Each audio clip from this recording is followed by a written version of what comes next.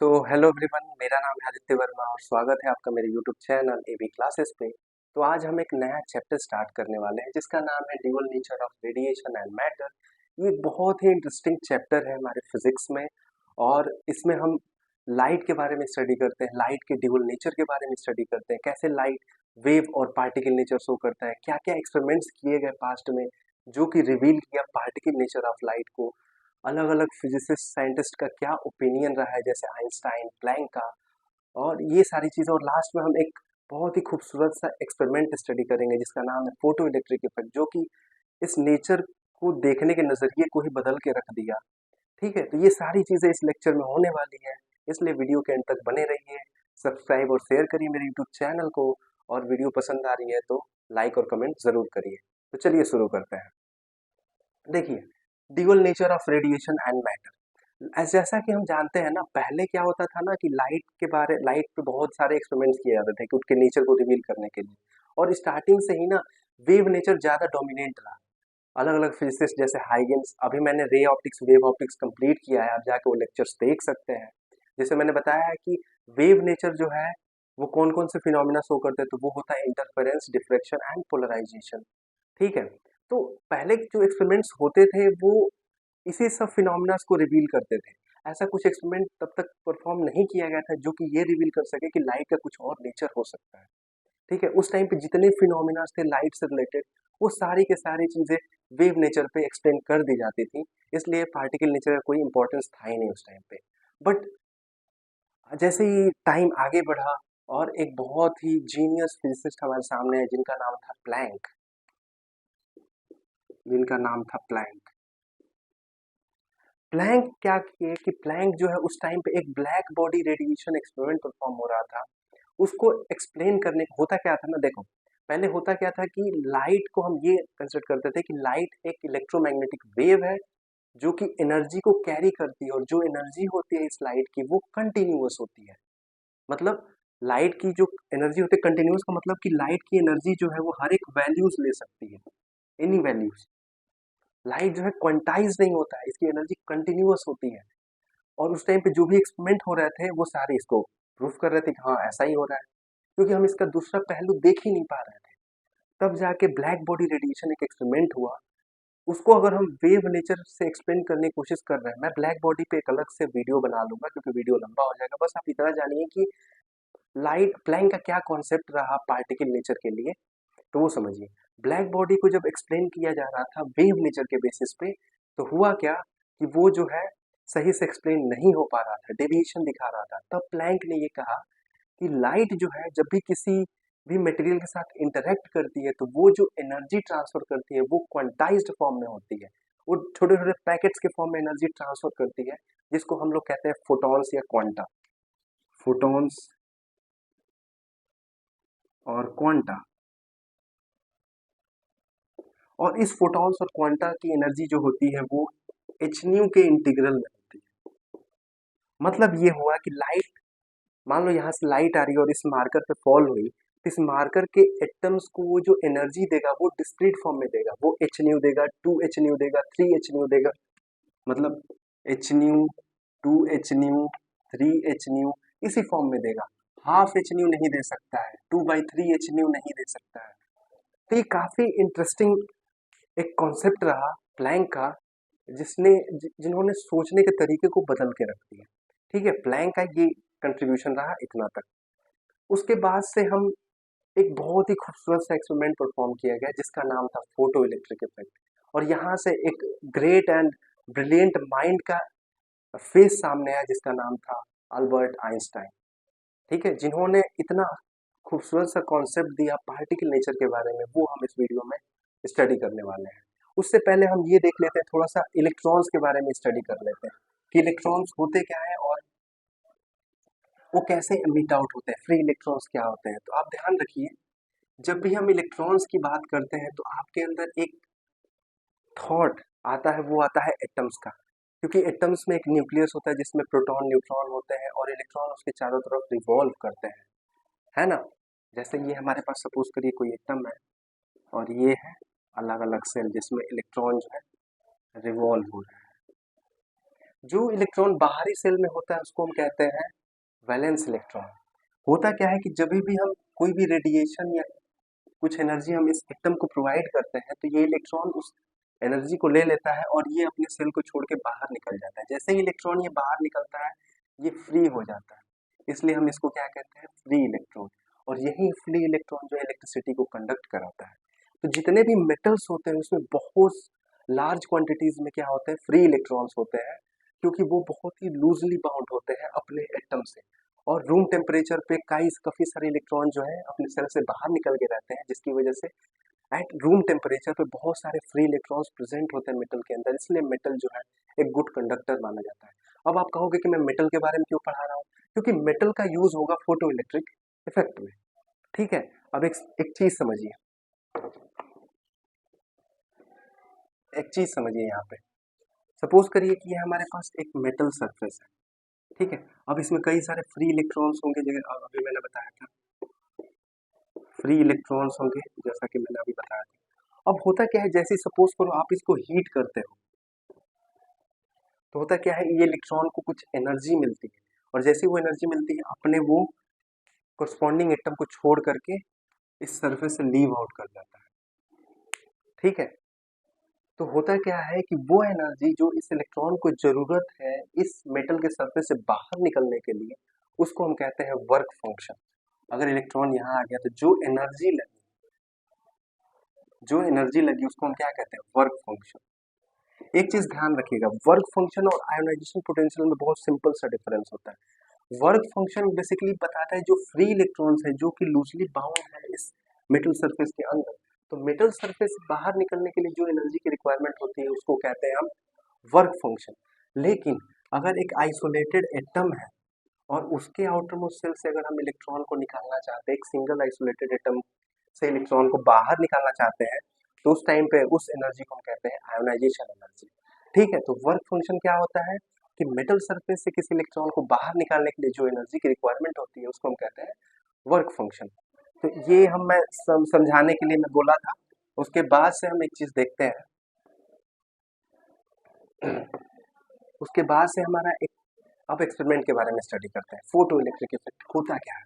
तो photo electric effect का कुछ इस तरीके से apparatus डिजाइन किया गया है, और फिर मैं बताऊंगा कि आइंस्टाइन ने कैसे इस चीज को, कैसे वेव थ्योरी इस चीज को फेल हो गई एक्सप्लेन करने में, और आइंस्टाइन की थ्योरी कैसे सक्सेसफुली इस चीज को एक्सप्लेन कर दी। तो देखो, यहाँ पे एक इवैक्यूएटेड ट्यूब लिया गया और यहाँ से अलाउ किया गया कि एक रेडिएशन फॉल होगा। यहाँ पे एक कैथोड था और यहाँ पे एक एनोड था, दोनों को जोड़ दिया गया एक वोल्ट मीटर से। एक यहाँ पे माइक्रो मीटर था जो कि करंट को मेजर कर रहा था, और फिर जनरली इसको जोड़ दिया गया एक बैटरी से।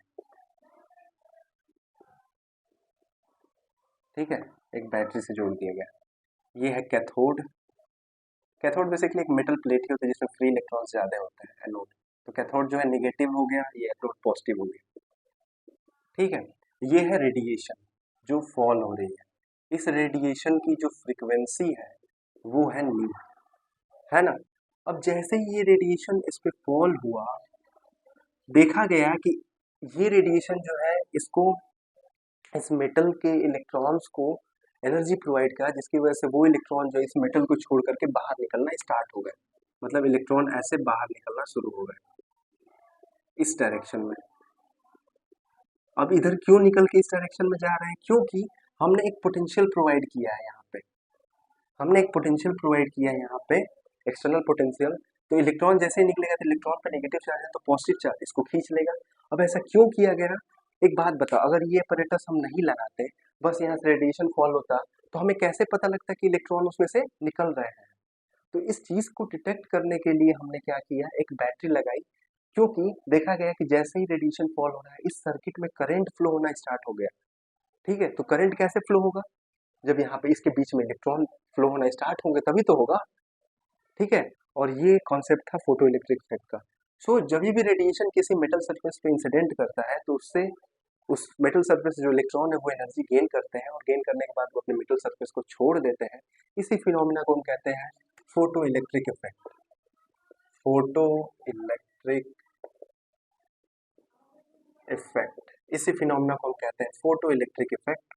और जो ये इलेक्ट्रॉन निकल रहे हैं इसको कहते हैं फोटो इलेक्ट्रॉन, और जो करंट फ्लो होती है उसको हम कहते हैं फोटो करंट। मान लो करंट आई प्रोड्यूस हो गई, फ्लो होना, इसको कहते हैं हम फोटो करंट।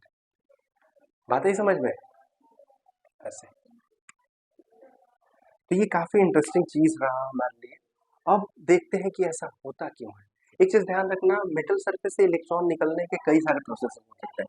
एक मेटल सरफेस को या तो आप हीट कर दोगे तो इलेक्ट्रॉन को किसी तरीके से एनर्जी चाहिए, या तो मेटल सरफेस को तुम हीट कर दो, ठीक है, जिसको थर्मो आयनिक एमिशन कहते हैं, या उसको इलेक्ट्रिक फील्ड में रख दो, या उस पर रेडिएशन फॉल करा दो, या सेकेंडरी एमिशन होता है जिसमें किसी पार्टिकल के साथ बम्बार्ड किया जाता है उस मेटल सरफेस को।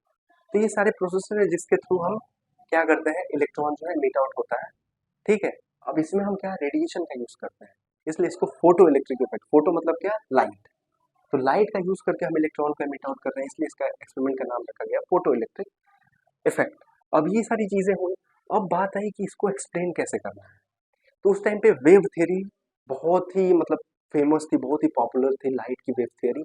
उसके बेसिस पे इसको एक्सप्लेन करने की कोशिश करी गई, और लाइट की वेव थ्योरी ये एक्सप्लेन करी कि ये जो रेडिएशन इस पे फॉल हो रहा है इस मेटल सरफेस पे, उसकी इंटेंसिटी जितना इंक्रीज करोगे उतना जो ये इलेक्ट्रॉन निकलेगा उसकी एनर्जी उतनी ज्यादा होगी, पहला पॉइंट। दूसरा पॉइंट ये था कि इस रेडिएशन की फ्रीक्वेंसी आप कुछ भी रखो वो मैटर नहीं करता है, मतलब आप किसी भी फ्रीक्वेंसी का रेडिएशन इस पे इंसिडेंट करा दोगे इलेक्ट्रॉन निकलने ही निकलने हैं। तीसरी चीज, जितना ज्यादा इंटेंसिटी होगी रेडिएशन की उतना जो इलेक्ट्रॉन निकलेगा उसकी एनर्जी ज्यादा होगी, ठीक है।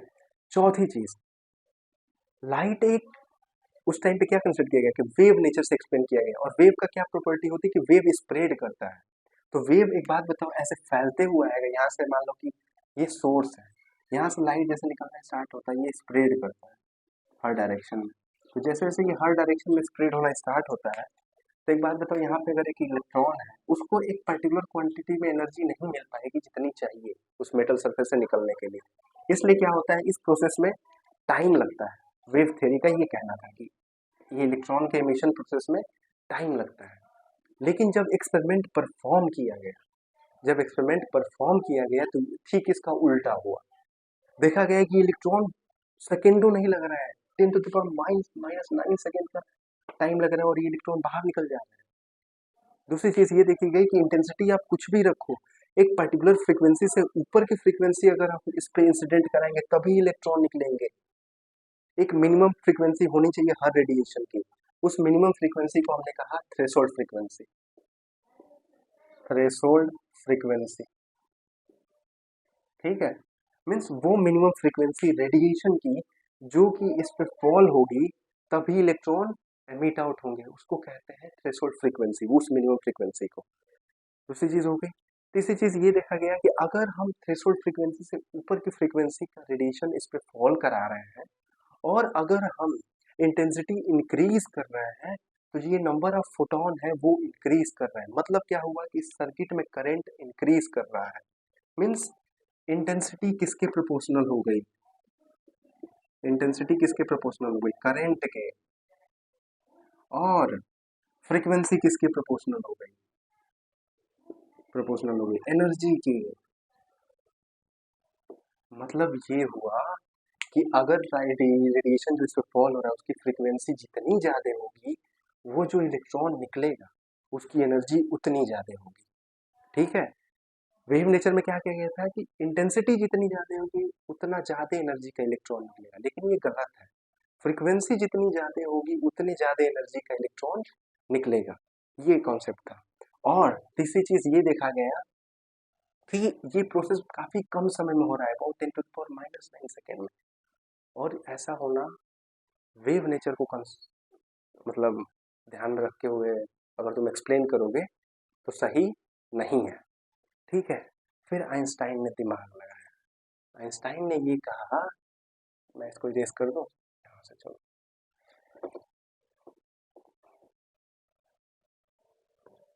आइंस्टाइन ने ये कहा कि प्लैंक ने ये कहा था कि लाइट जो है किसी भी मटेरियल के साथ इंटरेक्ट करती है उसमें वो लाइट जो है एक discrete amount of energy share करती है, मीन्स लाइट की एनर्जी क्वांटाइज होती है। तो आइंस्टाइन ने ये कहा कि लाइट केवल एनर्जी ट्रांसफर डिस्क्रीट फॉर्म में नहीं करती है, बल्कि लाइट खुद डिस्क्रीट फॉर्म में एनर्जी को ट्रेवल भी करती है।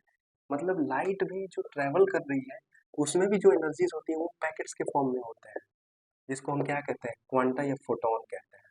और इस फोटोन की एनर्जी जो है एच होती है। अब ये चीज कॉन्सेप्ट आया, existence of quanta photons, means light एक पार्टिकल नेचर, लाइट जो है पार्टिकल से मिलकर अलग अलग पैकेट से मिलकर बना है, एनर्जी के पैकेट से, जिसको क्वांटा कहा जाता है।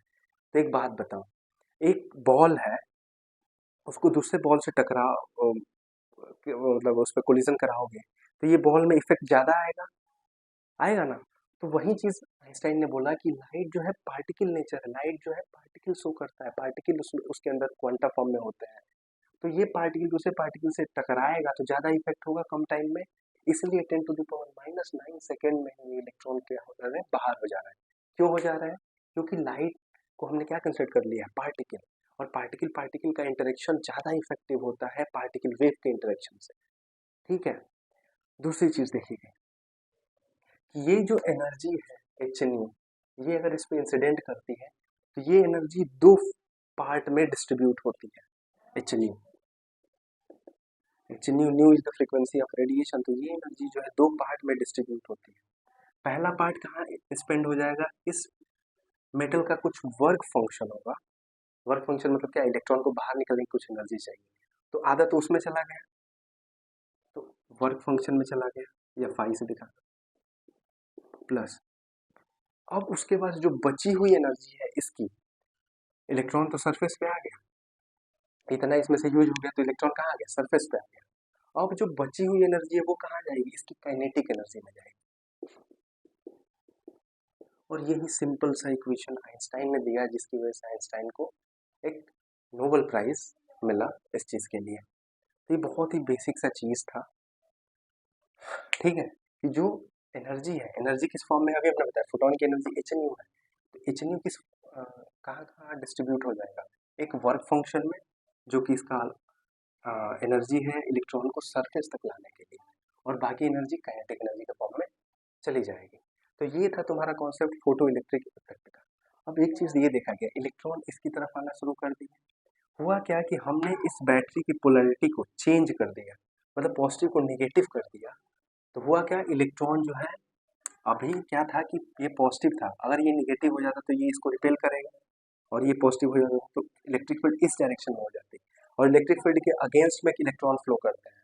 ठीक है बात, तो इलेक्ट्रॉन भी इधर फ्लो कर रहे हैं, तो ये इलेक्ट्रिक फील्ड इसको अपोज करेगा ना, तो इलेक्ट्रॉन जो है यहाँ पे रुकना स्टार्ट होते हैं। तो वो रिवर्स पोटेंशियल की वो वैल्यू जिसपे इस इलेक्ट्रॉन की जो मैक्सिमम काइनेटिक एनर्जी है, या मैक्सिमम काइनेटिक एनर्जी वाले इलेक्ट्रॉन जो है रुक जाए, मोशन ना करे, और सर्किट में कोई भी करंट फ्लो ना करे, उस पोटेंशियल को, उस रिवर्स पोटेंशियल को हम कहते हैं क्या, रिटार्डिंग पोटेंशियल या स्टॉपिंग पोटेंशियल, वी नॉट, जिसको हम कहते हैं रिटार्डिंग या स्टॉपिंग पोटेंशियल। स्टॉपिंग पोटेंशियल का ये मतलब है कि ये वो पोटेंशियल है जो कि मैक्सिमम एनर्जी वाले इलेक्ट्रॉन को स्टॉप कर। अब एक बात बताओ, कहोगे सर आप तो मैक्सिमम एनर्जी की बात कर रहे हो, एक बात बताओ, अगर ये पोटेंशियल मैक्सिमम एनर्जी वाले इलेक्ट्रॉन को अगर रोक सकता है, तो क्या उससे कम एनर्जी वाले इलेक्ट्रॉन को नहीं रोक सकता है? मीन्स इस सर्किट में कोई भी करंट फ्लो नहीं होगा, उसको कहते हैं रिटार्डिंग पोटेंशियल। अब ये रिटार्डिंग पोटेंशियल कितना होगा, दिमाग लगाओ, ये पोटेंशियल की ईएमएफ कितना होगा, ये पोटेंशियल, ये तो पोटेंशियल है ना, इसकी एनर्जी कितनी होगी। एनर्जी सिंपली कैसे दिखाते हैं, वर्क से, जो कि क्या होगा, पोटेंशियल इक्वल टू क्या होता है, वर्क अपॉन चार्ज। तो work equal to charge into potential. तो चार्ज कितना है, इलेक्ट्रॉन पे लग रहा है, और पी नॉट। ये तुम्हारा हो गया किसका, स्टॉपिंग पोटेंशियल, स्टॉपिंग एनर्जी समझ जाओ, स्टॉपिंग एनर्जी। ठीक है, और यही एनर्जी जो है कहाँ कंज्यूम हो जाएगी, और ये एनर्जी किसके बराबर हो जाएगी, जो मैक्सिमम काइनेटिक एनर्जी वाले इलेक्ट्रॉन निकल रहे हैं ना, उसको रोकने में। यही बात समझ में। और ये मैक्सिमम क्या है, ये काइनेटिक एनर्जी ही तो है, कि ये जो है काइनेटिक एनर्जी है, पता ही समझ में। तो थोड़ा सा कुछ इक्वेशंस देखते हैं।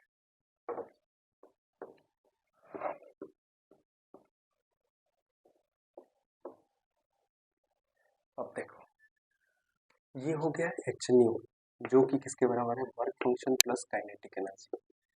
ठीक है, ये हो गया एच न्यू।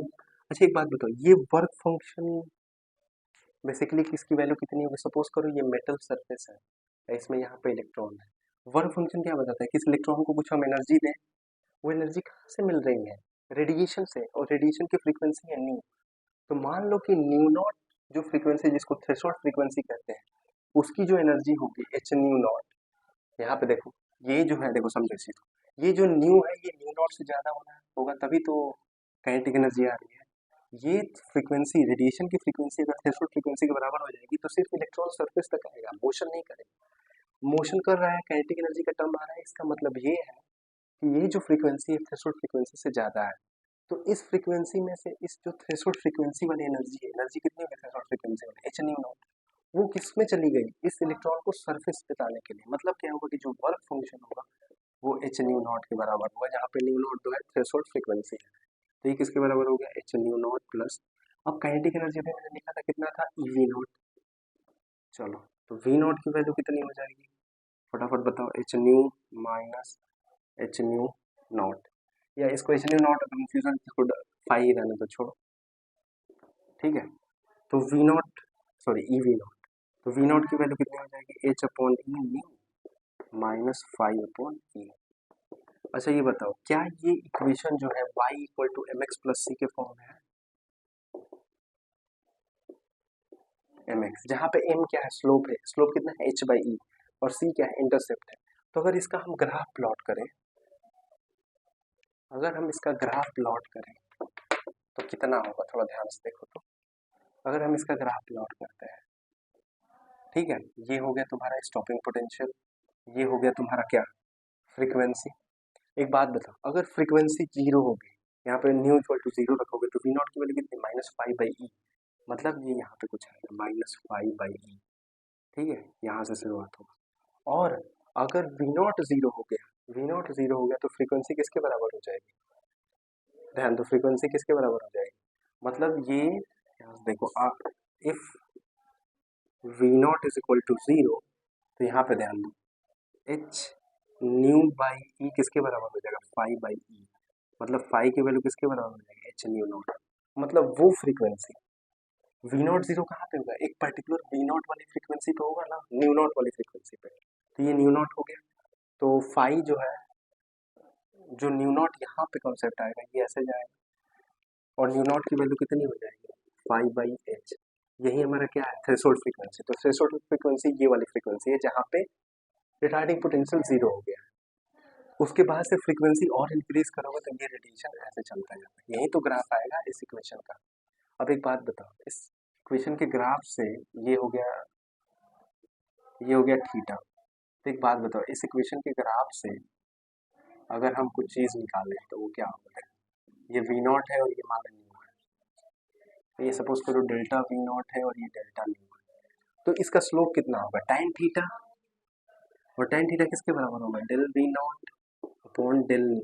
अब एक बात बताओ, क्या ये दोनों क्वांटिटी तुम जान सकते हो, पोटेंशियल तुम कितना अप्लाई कर रहे हो तुम्हारे हाथ में है, फ्रीक्वेंसी की रेडिएशन कितनी डाल रहे हो तुम्हारे हाथ में है, तो स्लोप तुम्हें मिल जाएगा। अगर स्लोप मिल जाएगा और यहाँ से स्लोप कितना है, H by E, H by, तो बताओ ये लेफ्ट हैंड साइड वाली क्वांटिटी तुमको पता है, तो क्या प्लैंक कांस्टेंट की वैल्यू निकल जाएगी, कितनी हो जाएगी, ई delta we nought upon delta nu, और ये एच क्या रिप्रेजेंट कर रहा है, प्लैंक कांस्टेंट। और यहाँ से एक्सपेरिमेंटली जब प्लैंक कांस्टेंट की वैल्यू फाइंड करी गई सोडियम के लिए, वो बिल्कुल सेम है, मीन्स हमारा जो कॉन्सेप्ट है वो बिल्कुल ही सही है। क्योंकि ये कॉन्सेप्ट कब यूज कर पा रहे हो, जब तुम लाइट को पार्टिकल नेचर कंसिडर कर रहे हो, बात ही समझ में।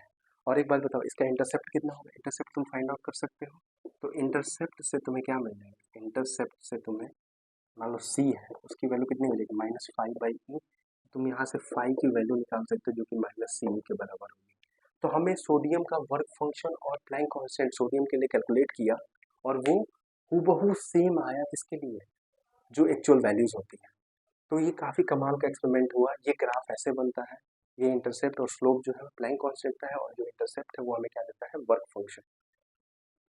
तो ये कॉन्सेप्ट था, यही ब्यूटी थी आइंस्टाइन की, जिसकी वजह से मतलब चीज़ें काफ़ी रिवोल्यूनाइज हो गई फिजिक्स में, एक अलग नज़रिया देखने को मिला और ये फोटो इलेक्ट्रिक इफेक्ट ही बेस बना क्वांटम मैकेनिक्स के लिए। ठीक है, क्योंकि यहाँ से पता लगा कि लाइट के ड्यूअल नेचर होते हैं, wave as well as particle. तो काफ़ी मज़ेदार चीज़ है। एक और चीज़ देखते हैं।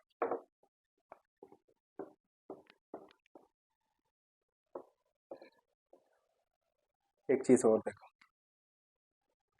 अभी मैंने बोला कि अगर हम फ्रीक्वेंसी इंक्रीज करेंगे रेडिएशन की, तो जो इलेक्ट्रॉन निकलेगा उसकी काइनेटिक एनर्जी ज़्यादा होगी। बात ही समझ में, मीन्स करंट लेकिन सेम ही रहेगा। और एक बात बताओ, जितना ज़्यादा फ्रीक्वेंसी होगी इंसिडेंट रेडिएशन की, उतना ज़्यादा हमें स्टॉपिंग पोटेंशियल चाहिए इलेक्ट्रॉन को रोकने के लिए। देखो, फ्रीक्वेंसी जितनी ज़्यादा, काइनेटिक एनर्जी ऑफ इलेक्ट्रॉन उतनी ज़्यादा, और जितनी ज़्यादा काइनेटिक एनर्जी इलेक्ट्रॉन है, उतना ज़्यादा हमें एक्सटर्नल पोटेंशियल लगाना पड़ेगा उस चीज़ को रोकने के लिए, स्टॉपिंग पोटेंशियल। तो एक ग्राफ प्लॉट किया गया कुछ इस तरीके से, ठीक है, जिसमें अलग अलग फ्रीक्वेंसी पे न्यू1, अलग अलग फ्रीक्वेंसी पे स्टॉपिंग पोटेंशियल देखेगा। ठीक है, विलो स्टॉपिंग पोटेंशियल नेगेटिव भी होता है, तभी इसको नेगेटिव ड्रॉ करता है। तो एक पर्टिकुलर फ्रीक्वेंसी पे, न्यू1 फ्रीक्वेंसी पे स्टॉपिंग पोटेंशियल कुछ था, न्यू2 फ्रीक्वेंसी पे ये स्टॉपिंग पोटेंशियल था, न्यू3 पे ये स्टॉपिंग पोटेंशियल था, और न्यू3 सबसे ज़्यादा था। तो देखा गया ग्राफ कुछ इस तरीके से आता है, और ये है फोटो करंट और ये है तुम्हारा पोटेंशियल। तो ये देखा गया, ये हो गया न्यू1, न्यू2, न्यू3, और यहाँ पे न्यू3 is greater than nu two is greater than न्यू1।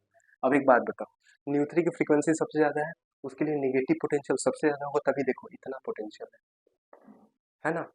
तो इसका मतलब ये हुआ कि तुम कितना भी हायर रेडिएशन का, हायर रेडिएशन, हायर फ्रीक्वेंसी का रेडिएशन इंसिडेंट कराओ, स्टॉपिंग पोटेंशियल तो इंक्रीज करेगा, बट करंट सेम रहेगी, क्योंकि करंट डिपेंड करता है नंबर ऑफ इलेक्ट्रॉन पे, ना कि एनर्जी ऑफ इलेक्ट्रॉन पे।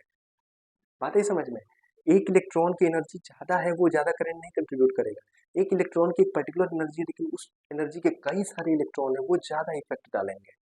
ठीक है, इसलिए ये फोटो करंट और फिर वोल्टेज में ग्राफ प्लॉट हुआ, जिसमें ये शो कर रहा है कि करंट जो है वो क्या हो रही है, फिक्स रह रही है। करंट किस पे डिपेंड नहीं कर रही है, फ्रीक्वेंसी पे। और एक और एक्सपेरिमेंट किया गया, जिसमें ये देखा गया कि हम क्या कर रहे हैं ना,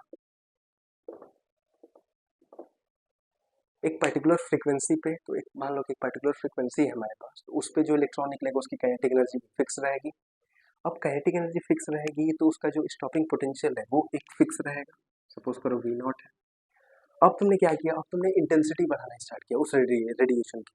तो रेडिएशन की जब इंटेंसिटी तुम बढ़ाओगे, तो एक पर्टिकुलर इंटेंसिटी पे एक करंट मिलेगा, अगर इंटेंसिटी और इंक्रीज करो तो दूसरा करंट मिलेगा, तीसरा करंट। तो ये है I1, I2, I3। यहाँ पे I3 is greater then I2 is greater then I1, और ये I है और ये V है, जो ये शो कर रहा है कि इंटेंसिटी I3 वाले की सबसे ज़्यादा है, इसलिए ज़्यादा करंट फ्लो हुआ इतना, बट जो उसका स्टॉपिंग पोटेंशियल है वो सेम रह रहा है। ठीक है, तो ये अलग अलग दो ग्राफ है, एक था फ्रीक्वेंसी के लिए, यहाँ पे देखो, यहाँ पे क्या है, कांस्टेंट इंटेंसिटी, कांस्टेंट इंटेंसिटी,